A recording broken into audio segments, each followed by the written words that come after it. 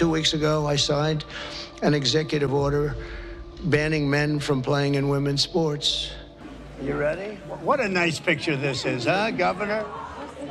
You ready? We'll do a good job. Wait, let me press that. Donald Trump had a meeting of the governors in the White House recently this week, and they were both Republican and Democrat, and he went through a list of initiatives and executive orders that he's issued in his first nearly 30 days in office and how they might apply to the particular states. Many Democrats are fighting me on that. I hope you continue, because you'll never win another race. Oh, I think we have a 10. We have a 10. God bless you, Mr. President.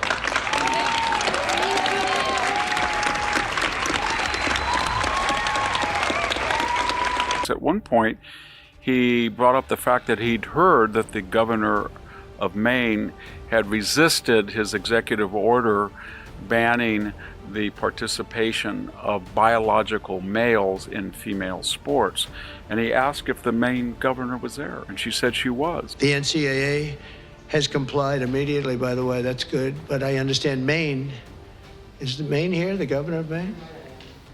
Well, are you not going to comply with it? Victor Davis Hanson discusses a recent meeting between Donald Trump and governors, highlighting a confrontation with Maine's Governor Janet Mills regarding federal executive orders.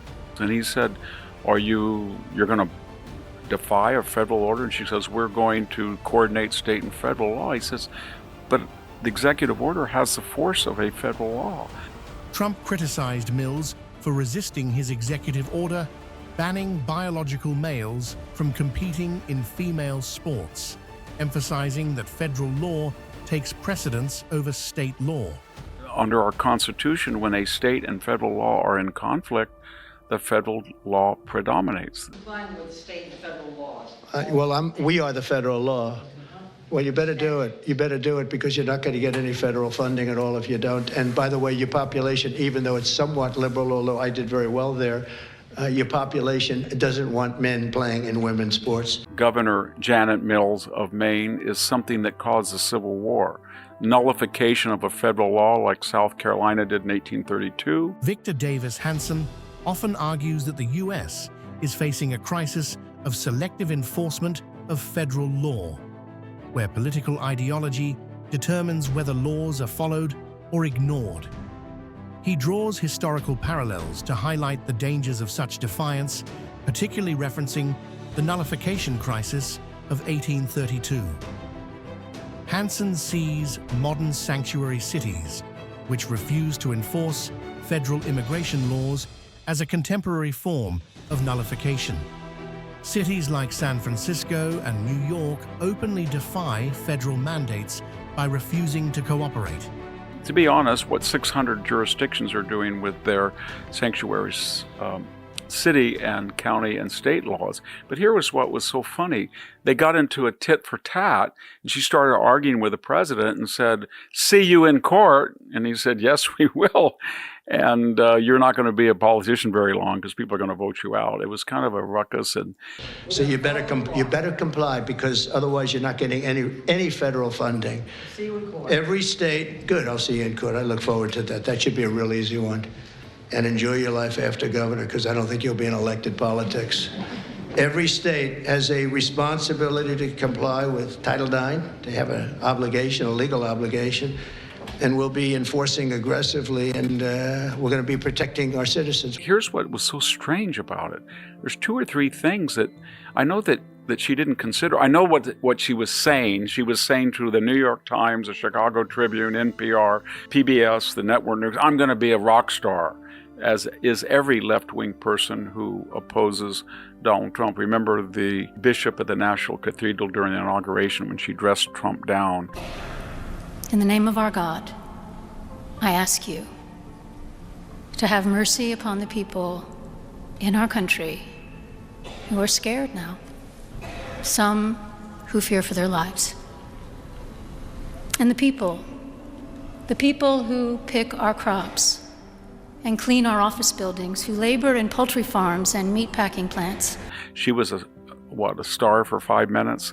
That's what Governor Mills wants to be, but I would remind her that there's some things that she's not thinking about. That issue, according to liberal polls, is about 80 to 20 in favor of keeping female sports for biological females. The person most recently who won a pole vault contest in Maine was a biological male, and they usually have about a 20% higher rate of performance in pole vaulting because of their muscular skeletal. Women who transition to men, that is biological women, do not win male sports, and that should tell you something. The National Collegiate Athletic Association and most national school, junior college, college level sports associations have fallen in line with the president's executive order. So what you're basically saying is that you in Maine, and maybe in Maine alone, are going to say that males can compete in female sports, biological males, but yet they're not going to be recognized for national records, or they're not going to be in NCAA sanctioned events. So you're not just bucking public opinion, you're bucking college sports itself. It's officialdom. Maine, a state that leans liberal and voted against Trump in both 2016 and 2020, saw its Democratic Secretary of State, Shenna Bellows, attempt to remove him from the ballot using the 14th Amendment's insurrection clause.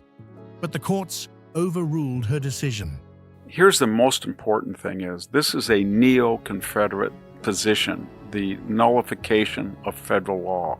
It almost caused Andrew Jackson to send troops into South Carolina who disobeyed federal tear-off laws.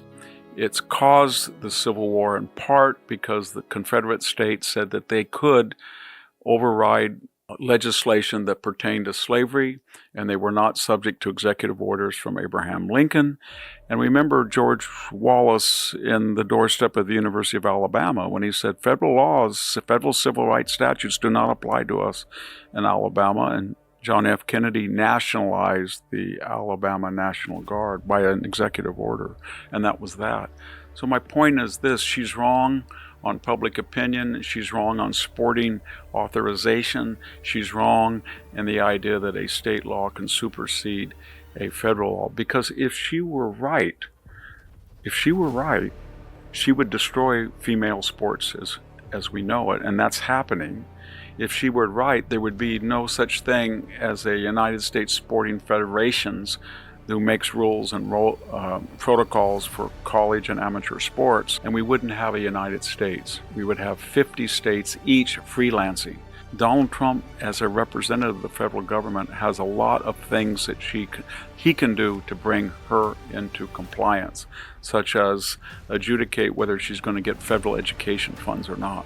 Maine is not known as one of the wealthiest states that's autonomous and independent economically of the rest of us. This was a publicity stunt, and she will regret it if she wants to adhere to it. She will regret it. Historical conflicts underscore the significance of this debate in today's political landscape. As these legal battles continue, their outcomes could shape future governance and the balance of power between states and the federal government. Do you agree with Victor's perspective on the importance of enforcing federal law? Let us know in the comments. Thanks for watching.